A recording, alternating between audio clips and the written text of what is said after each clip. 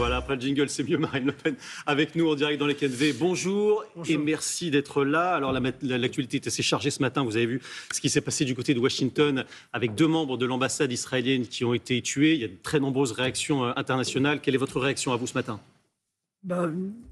La constatation que dans tous les pays du monde, en réalité, la montée en puissance de l'antisémitisme est la conséquence directe de la prise de pouvoir du fondamentalisme islamiste. Et c'est un drame. Et il faut à tout prix mettre en œuvre maintenant l'ensemble des mesures nécessaires pour pouvoir éradiquer ce fondamentalisme islamiste de nos sociétés. Est-ce qu'il faut également renforcer peut-être la sécurité autour des lieux de culte juifs en France, des synagogues, des lieux de rassemblement ? Elle est déjà très très importante. Il en faut encore davantage ou pas ?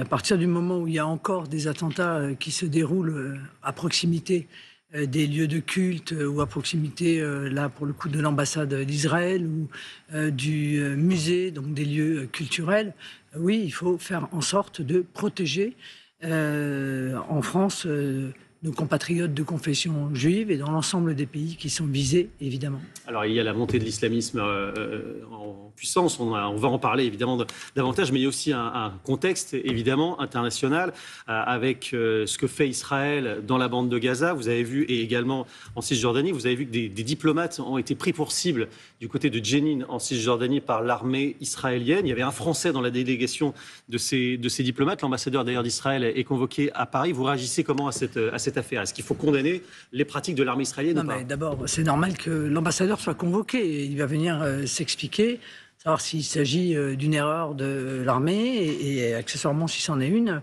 qu'il y ait évidemment des sanctions à ce comportement qui n'est pas admissible.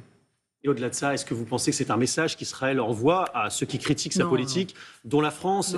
Et quelle est votre position d'ailleurs ? Là, objectivement, je veux dire, permettez-moi de vous dire que ceux qui adorent trouver du complotisme partout vont quand même en trouver dans ce genre de déclaration. Il faut arrêter le complotisme. C'est une situation de guerre. Dans une situation de guerre, il peut y avoir des incidents qui sont regrettables. Je ne crois pas du tout que l'État d'Israël ait volontairement demandé à l'armée de tirer ces tirs de sommation à l'égard de représentants européens. On sait qu'une nouvelle offensive est en cours dans la bande de Gaza depuis le week-end dernier. Est-ce que vous pensez que Benyamin Netanyahou a raison de mener cette politique ou est-ce qu'il va trop loin ?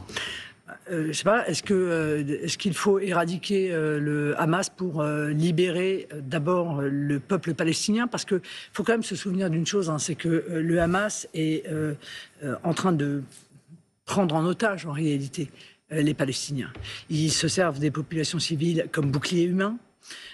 Ils détournent l'aide humanitaire quand elle arrive. C'est une organisation terroriste. Donc faut-il aller au bout de la guerre menée contre cette organisation terroriste ? Je crois que oui. Dans les conditions actuelles, malgré les très nombreuses victimes civiles, malgré la famine qui est là, on a vu les images des enfants qui meurent de faim. Non mais encore une fois, non, il ne faut pas laisser mettre en œuvre une famine qui toucherait les populations civiles. Donc il faut laisser passer davantage de convois humanitaires. Il faut laisser passer de la nourriture. Il faut surtout aider Israël à permettre que celle-ci soit distribuée et ne soit pas captée par le Hamas. Parce que c'est ça le problème fondamental. C'est la raison de la difficulté aujourd'hui d'Israël, c'est qu'ils ne veulent pas que ce soit le Hamas qui capte en fait cette aide alimentaire et accessoirement d'ailleurs en prive ou s'en servent pour engager la population civile à leur côté. Alors l'islamisme radical maintenant en France, c'est ce qui domine le débat politique depuis la publication du rapport qui a été remis à Bruno Retailleau. Vous avez vu qu'hier il y a eu un conseil de défense. Emmanuel Macron a demandé de nouvelles mesures au gouvernement. Est-ce que vous lui en suggérez, vous, ce matin, des nouvelles mesures au président ? Alors bon, d'abord permettez-moi de vous dire que ce rapport, on n'y a pas appris grand-chose quand même. Enfin bon, je suis contente d'avoir contribué à sensibiliser la classe politique à ce problème majeur de l'entrisme, du fondamentalisme islamiste. Enfin, ça fait 15 ans qu'on dit ça et ça fait 15 ans qu'on nous explique que ce que nous disons est faux. Bon, la réalité, c'est que c'est vrai. On n'apprend rien dans ce rapport. En tout cas, moi, je n'ai rien appris dans ce rapport. Et les mesures qui ont été proposées par Bruno Retailleau, c'est une blague qui ne fait pas rire. Voilà, c'est-à-dire que même le président de la République, Emmanuel Macron, a trouvé ça indigent, c'est pour vous dire. Parce que dans ce domaine, le moins qu'on puisse dire, c'est qu'il n'est pas d'une grande fermeté depuis qu'il a été élu. Alors moi, je propose une chose simple, depuis longtemps, c'est une proposition de loi, combattre les idéologies islamistes. Il y a là tous les moyens de combattre cette idéologie totalitaire. Il faut s'y attaquer avec sérieux, il faut arrêter avec les mesurettes administratives du type de celle qu'a proposée Bruno Retailleau, parce que c'est un danger mortel. Le fondamentalisme islamiste, il s'insinue partout, nous l'avons dit, évidemment, tout le monde le voit, à l'école, dans le sport, mais il rentre aussi dans la chambre de nos enfants, par l'intermédiaire des réseaux sociaux, par l'intermédiaire de TikTok. Or, il n'y a qu'une loi générale qui vise à combattre l'ensemble des moyens qui sont mis en œuvre par le fondamentalisme islamiste pour pouvoir réussir à le faire reculer. Et c'est contenu dans cette proposition de loi que nous avons mis sur la table depuis déjà des années. Parmi les mesures que propose le RN, il y a l'interdiction des frères musulmans. Et là-dessus, Bruno Retailleau dit les frères musulmans, ce n'est pas une organisation en tant que telle. On ne peut pas les dissoudre. Il faut faire organisation par organisation. Et c'est pour ça qu'il va multiplier les mesures administratives. C'est ce qu'il explique en tout cas. Arrêtons. Ils n'ont pas déposé de statut pour faire une association. Alors du coup, on ne peut pas les interdire. Si, on peut lutter contre les idéologies islamistes partout où elles se cachent, dans toutes les associations culturelles, c'est ce qu'il propose. Dans tous les lieux. Avec un référent et avec un parquet administratif spécialisé pour prononcer des solutions. Voilà ce qu'il dit. Excusez-moi, rien que la manière dont vous le dites là, les Français ils peuvent pas croire à ça. Un parquet administratif qui va multiplier les entraves. Non mais qu'est-ce que c'est que ça? Enfin sérieusement, il faut nommer les choses. C'est une idéologie totalitaire. Il faut aller chercher, dénoncer, débusquer, couper les financements, interdire les publications. Interdire le voile avant 15 ans ou pas, comme dans l'espace public, comme le propose Gabriel Attal? C'est drôle parce que Gabriel Attal, moi, quand j'ai proposé l'interdiction du voile dans l'espace public, il m'a agonie d'injures. Il m'a traité d'incompétente et j'en passe et des meilleurs. Et aujourd'hui, il veut le faire. Et donc tous ces gens, je veux dire, tous ces gens, ils font partie. Vous dites c'est bien? Vous voulez ce que Non, tous ces gens font partie du problème. Ils nous font perdre un temps fou.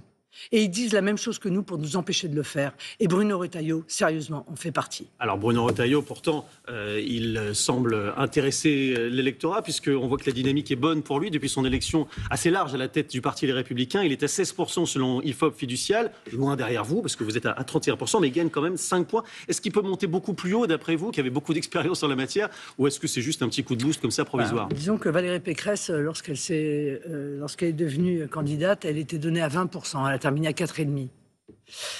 Quant à la question au second tour, est-ce que vous voteriez pour Édouard Philippe ou pour Marine Le Pen? Il a répondu pour Édouard Philippe. Fin du jeu. Game over. Voilà. Donc il n'y aura jamais d'alliance avec lui. Ces gens font partie du problème. Ouais. Ils n'ont rien fait. Il a soutenu. Enfin, vous avez vu l'image tout de même de son élection. Moi, je veux que tout le monde la voie, cette image de son élection. Voilà son équipe. Gérard Larcher et M. Barnier. Oui, mais avec M. Barnier, dont il a soutenu les 20 milliards d'augmentation d'impôts, la désindexation des retraites avec 6 milliards de plus à payer pour les retraités. Il s'est opposé à... il a soutenu l'augmentation de 4 milliards du prix de l'électricité. Il a défendu la retraite de Madame Borne sur la retraite. Je veux dire, c'est ça, cette équipe-là, sérieusement, les Français pensent qu'elle est susceptible de sortir le pays des difficultés dans lesquelles il est plongé et dans lesquelles ils ont contribué d'ailleurs à le plonger. Évidemment que non. Je voudrais vous entendre, Marine Le Pen, sur un point qui est assez éloigné, c'est le milliardaire Pierre-Édouard Stérin, qui était convoqué cette semaine par une commission d'enquête à l'Assemblée nationale, qui n'est pas venue. Est-ce que vous pensez qu'il a eu tort de ne pas venir, vous qui êtes députée, présidente du groupe national? Et on rappelle que Pierre-Édouard Stérin, c'est ce milliardaire dont on pense qu'il a une certaine influence sur notamment le Rassemblement national. Non, alors, en tout cas, dans les idées. Je vais vous rassurer tout de suite. D'abord, nous n'avons pas besoin d'être conseillés, parce que ça fait quand même 40 ans que nous travaillons sur les sujets qui touchent la sécurité, le bien-être des Français, la défense de leur identité, et nous ne subissons aucune influence, que les choses soient très claires. Et sur sa venue ou pas, il a eu tort de ne pas y aller, moyennant quoi il y a une dérive à l'Assemblée nationale où on utilise les commissions d'enquête aujourd'hui non pas pour déterminer ce qui pourrait être amélioré dans la vie des Français, comme nous le faisons nous avec la commission d'enquête sur les freins à la réindustrialisation, mais en réalité pour essayer de nuire à ses adversaires politiques, comme le fait M. Wauquiez aujourd'hui en déposant sa commission d'enquête et comme le fait régulièrement l'extrême gauche. Mais on note que vous nous avez dit qu'il avait eu tort de ne pas s'y rendre. Merci infiniment. Marine Le Pen d'être venue dans les 4V ce matin. On remercie Isabelle Lombard également pour la traduction en langue des signes. Vous savez, Madame Le Pen, qu'on est ce matin entre Paris et Cannes. On va y aller justement sur la Côte d'Azur. On va mettre le smoking, les paillettes et rejoindre Flavie Flament avec toute la bande en goguette.